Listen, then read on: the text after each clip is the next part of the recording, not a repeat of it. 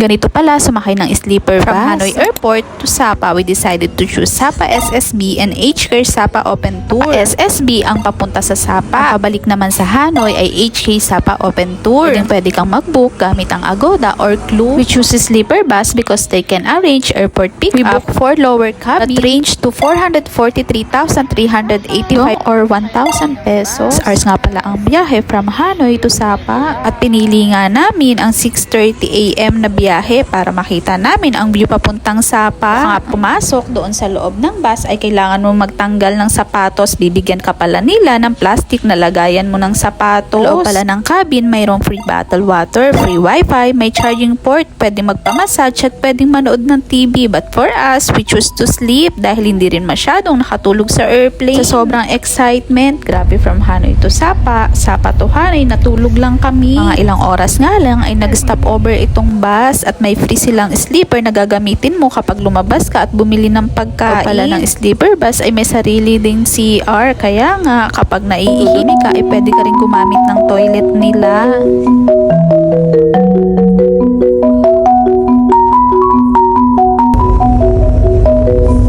Overall experience is great, super sulit at super convenient.